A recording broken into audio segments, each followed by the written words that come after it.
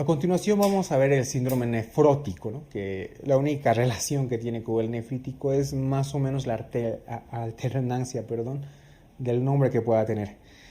Lo que tengo en esta diapositiva y lo que tienes que ver aquí arriba es pues la famosa barrera de filtración, ¿sí? Y es lo que se va a alterar en este síndrome. Bien, empecemos. Como definición, es también un síndrome clínico que se caracteriza por principalmente la presencia de proteinuria, pero en este caso la proteinuria no va a ser como en el síndrome nefrítico, va a ser una proteinuria realmente considerable. Una proteinuria de más de 3.5 gramos día por 1.73 metros cuadrados de superficie corporal total, ¿no? Más de 3.5 gramos, quédate con eso. Una proteinuria de más de 3.5 gramos, se habla de proteinuria en rango nefrótico. ¿Qué más? Se tiene una hipoalbuminemia de menor a 3 gramos decilitro. Hay hiperlipidemia, hipercoagulabilidad y edema. Estas son las características de mi síndrome nefrótico.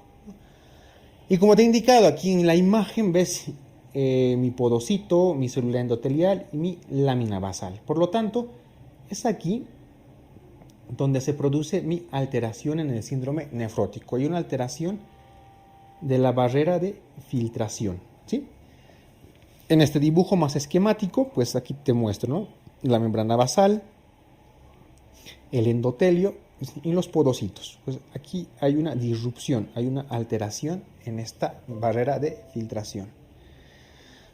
Bien, aquí tengo otra imagen, ¿no? Aquí está el mesangio, para hacerte recuerdo de que el nefrítico, la alteración la tiene en el mesangio y en el endotelio.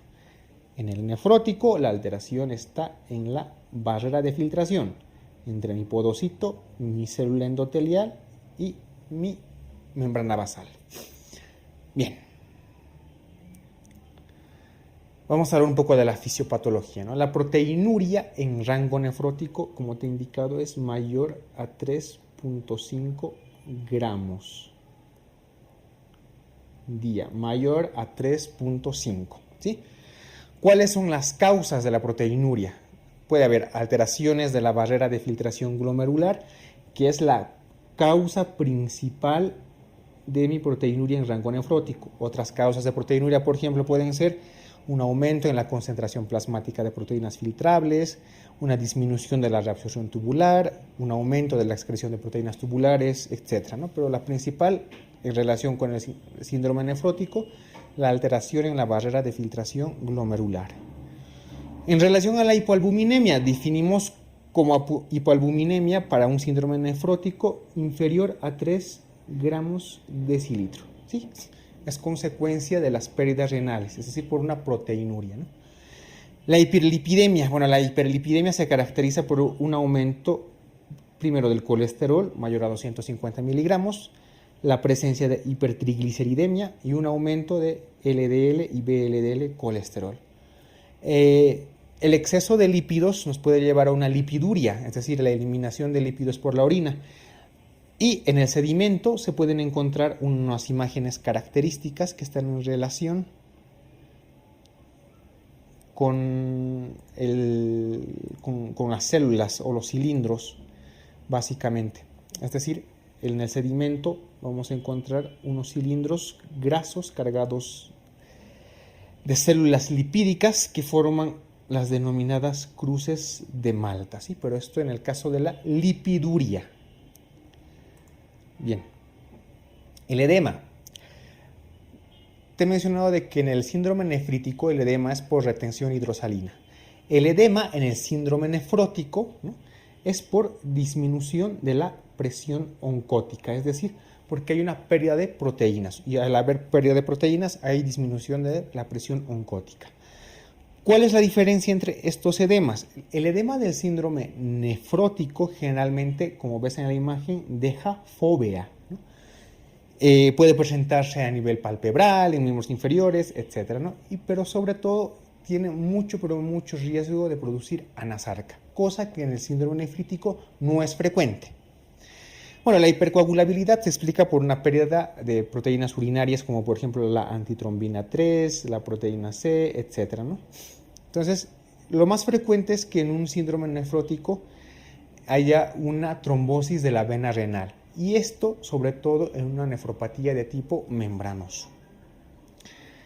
Bien, entonces, aquí tengo un flujograma donde te explico de manera más sintética otra vez la fisiopatología del síndrome nefrótico. Entonces, hay una lesión glomerular, hay una alteración en la barrera de filtración, por lo tanto, hay un aumento de la permeabilidad de la membrana basal. Hay proteinuria, al haber proteinuria, elimino tanto albúmina y un montón de proteínas, entonces tengo hipoalbuminemia. Por la proteinuria también elimino factores de coagulación como el 9, el 11, el 12 y la antitrombina 3. ¿Y esto a qué me condiciona? A una hipercoagulabilidad. ¿Sí? La disminución de albúmina disminuye la presión oncótica.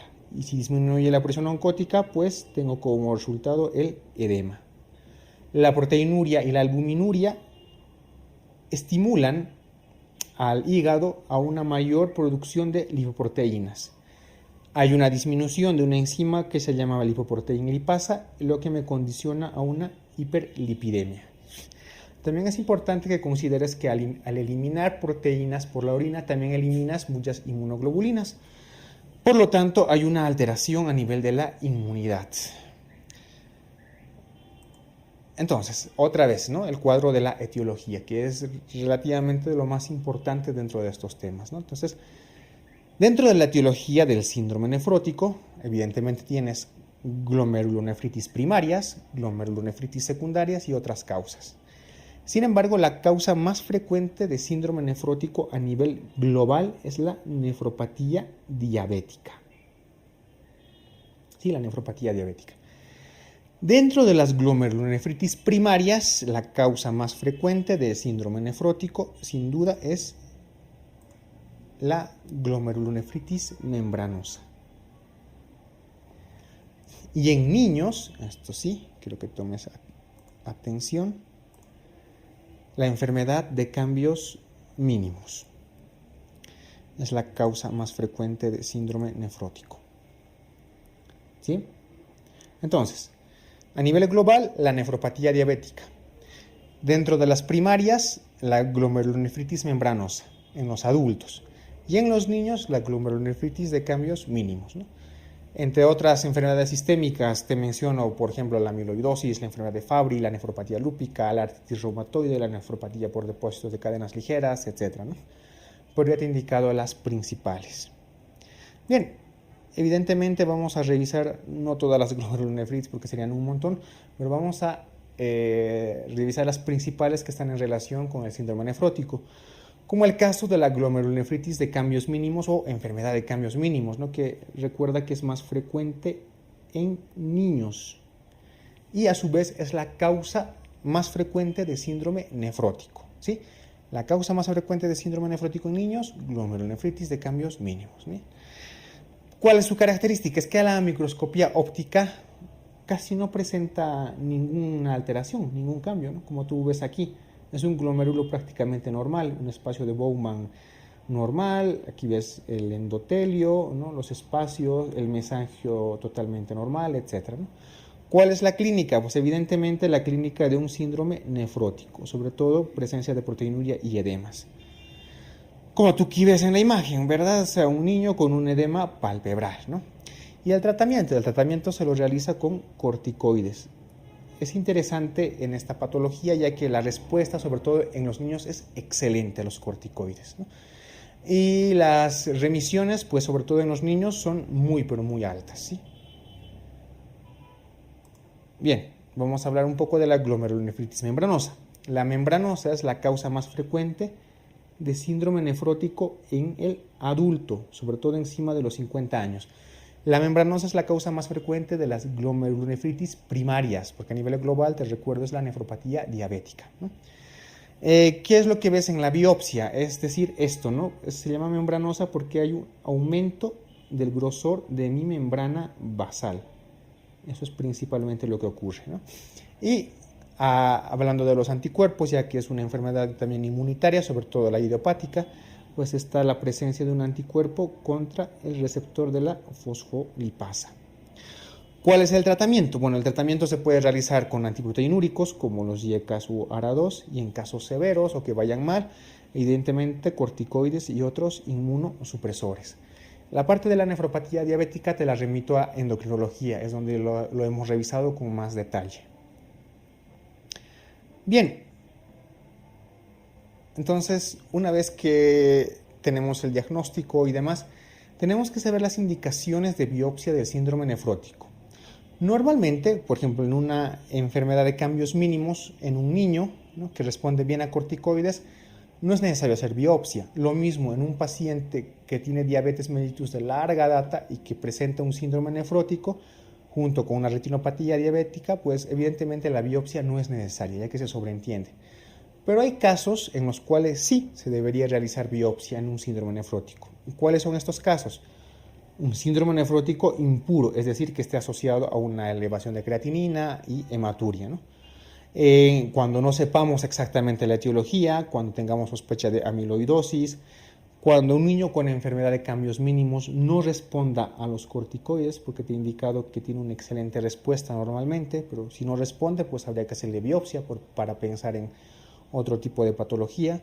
Y en la diabetes mellitus, aunque te he indicado de que no hay que hacer biopsia, ¿no?, sí que está indicada hacer biopsia en caso de un síndrome nefrótico en el cual haya ausencia de retinopatía, haya presencia de hematuria, haya falla renal aguda o haya alguna hipertensión de reciente inicio. Entonces, en estos casos sí que es recomendable en un paciente con diabetes mellitus y síndrome nefrótico hacer biopsia, pero como te digo, por lo general no se realiza. Y por último, vamos a ver un poco del tratamiento. Evidentemente, al igual que en el nefrítico, el tratamiento del nefrótico es pues de la etiología, ¿no?, la causa principal que lo está produciendo. Sin embargo, hay pautas globales. Por ejemplo, hay que restringir evidentemente la ingesta de sal y agua, ¿no? La dieta debe ser normoproteica. La presión arterial y la proteinuria vamos a controlarlos con los IECAS y con los ARA2, ¿sí? Y para el tratamiento del edema vamos a empezar primero con diuréticos tiacídicos, ¿sí?, o espironolactona. Y la furosemida solo lo vamos a utilizar en casos refractarios, es decir, en el caso de que en el edema haya sido refractario tanto a tiacidas o a la espironolactona. La furosemida es de segunda elección en el tratamiento del edema del nefrótico. La dislipidemia la trataremos con estatinas. Evidentemente, los fenómenos tromboembólicos podemos hacer profilaxis con antiagregantes como la aspirina, aunque hay más o menos un debate entre sí y no. Pero sí o sí, en casos de trombosis deberemos empezar la anticoagulación. Bien, hemos terminado toda la parte de la nefrología. No es una materia bastante árida, sobre todo el primer tema, pero que paulatinamente va siendo más sencilla, ¿no? Quédate con todo lo que te he mencionado, sobre todo con lo subrayado y con lo que te he indicado que repases, ¿no?, y verás que podrás enfrentarte de una manera adecuada a las preguntas. Entonces nos vemos en una próxima.